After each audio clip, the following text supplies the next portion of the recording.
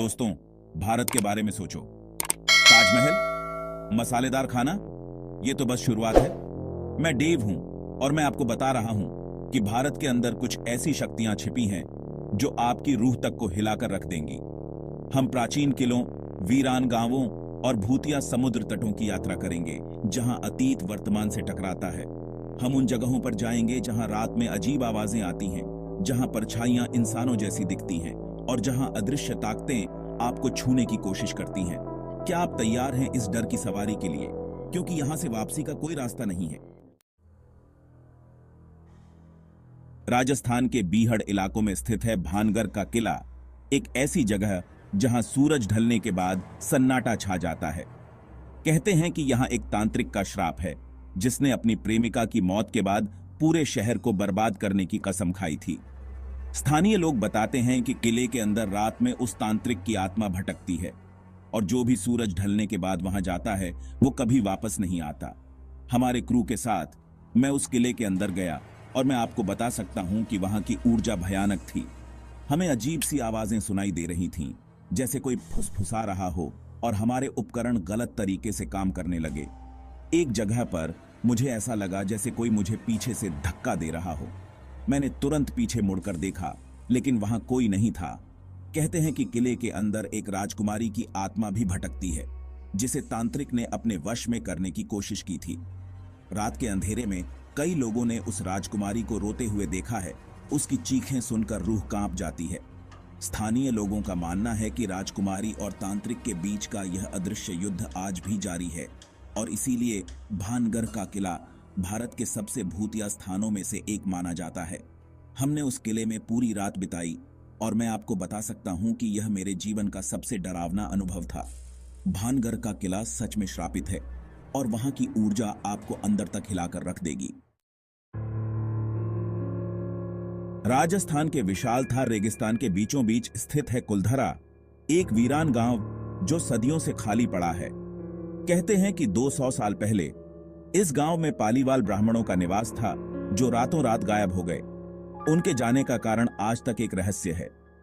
कुछ लोग कहते हैं कि एक क्रूर राजा ने गांव की एक खूबसूरत लड़की पर बुरी नजर डाली थी और गांव वालों ने अपनी इज्जत बचाने के लिए गांव छोड़ दिया। जब हम कुलधरा गांव पहुंचे तो वहां का सन्नाटा दिल दहला देने वाला था। ऐसा लग रहा था जैसे समय यहां रुक गया हो। टूटी हुई दीवारें, जर्जर घर और सूखे कुएं इस बात का गवाह थे कि कभी यहां जिंदगी हुआ करती थी। स्थानीय लोग बताते हैं कि रात में यहां अजीबोगरीब घटनाएं होती हैं। कई लोगों ने यहां परछाइयां देखने और चीखें सुनने का दावा किया है। हमारे साथ एक टीम थी जो अत्याधुनिक उपकरणों से लैस थी। हमने ईवीपी रिकॉर्डिंग की और हमें कुछ अजीब आवाजें रिकॉर्ड हुई जो इंसानी आवाजों से मिलती जुलती थीं। क्या ये उन ग्रामीणों की आत्माएं थीं जो सदियों पहले गायब हो गए थे? कुलधरा गांव एक ऐसा रहस्य है जिसका जवाब आज तक किसी के पास नहीं है। यह जगह सच में डरावनी है और यहां आकर आपको एहसास होगा कि कुछ रहस्य हमेशा के लिए अनसुलझे ही रहेंगे। पुणे के शानदार शनिवार वाड़ा किले के पीछे एक भयानक इतिहास छुपा है।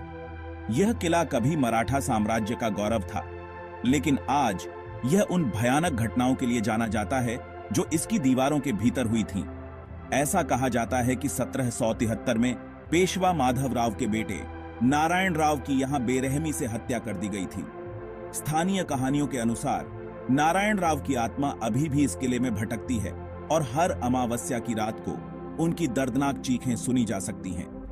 लोगों का दावा है कि उन्होंने एक जवान लड़के को किले के गलियारों में घूमते और मदद के लिए पुकारते देखा है। हमारे अनुभव ने इन कहानियों को और भी भयानक बना दिया। जैसे ही हमने किले में प्रवेश किया, हमें एक अजीब सी बेचैनी महसूस हुई। चारों ओर एक अजीब सी घुटन थी और ऐसा लग रहा था जैसे कोई हमें देख रहा है। हमने अपनी जांच शुरू की और जल्द ही महसूस किया कि यह जगह वास्तव में किसी अदृश्य शक्ति की गिरफ्त में है। हमारे ईएमएफ मीटर ने तेजी से उतार चढ़ाव दिखाया और हमने कई बार अस्पष्ट आवाजें सुनी। एक समय पर हमने साफ तौर पर एक बच्चे के रोने की आवाज सुनी जो हमारी रीढ़ की हड्डी को कंपाने के लिए काफी थी। क्या यह नारायण राव की आत्मा थी जो अपनी मृत्यु का बदला लेना चाहती थी? सूरत के पास स्थित ड डुमस बीच अपनी काली रेत और भूतिया कहानियों के लिए जाना जाता है। ऐसा कहा जाता है कि यह जगह कभी श्मशान घाट हुआ करता था, जहां अनगिनत चिताएं जलाई जाती थीं। स्थानीय मान्यताओं के अनुसार यहाँ की रेत ने मृत आत्माओं की ऊर्जाओं को सोख लिया है, जो रात में जीवित हो जाती है। जैसे ही हम डडुमा बीच पहुंचे, एक अजीब सी उदासी ने हमें घेर लिया। हवा में नमक और कुछ अज्ञात चीजों की गंध आ रही थी। स्थानीय लोगों ने हमें चेतावनी दी थी कि रात में समुद्र तट पर अकेले न घूमें, क्योंकि यहाँ दुष्ट आत्माओं का वास है। जैसे जैसे रात हुई, समुद्र तट पर माहौल और भी भयानक होता गया। हमने अजीब फुसफुसाहट सुनी और ऐसा लगा जैसे कोई हमारा पीछा कर रहा हो। हमारे कैमरों ने कुछ अस्पष्ट आकृतियां कैद की, जो हवा में तैरती हुई प्रतीत हो रही थीं। क्या ये अशांत आत्माएं थीं जो मोक्ष की तलाश में थीं? डडुमा बीच पर बिताई गई रात हमेशा याद रखी जाएगी। यह जगह सचमुच प्रेतवाधित है, और यहाँ आकर आपको एहसास होता है कि मृत्यु जीवन का अंत नहीं है, बल्कि एक नई यात्रा की शुरुआत है।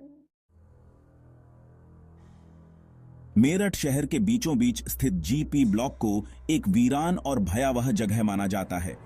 ऐसा कहा जाता है कि रात में 4 दोस्तों की आत्माएं यहां भटकती हैं, एक जलती हुई मोमबत्ती के चारों ओर बैठकर शराब पीती हैं।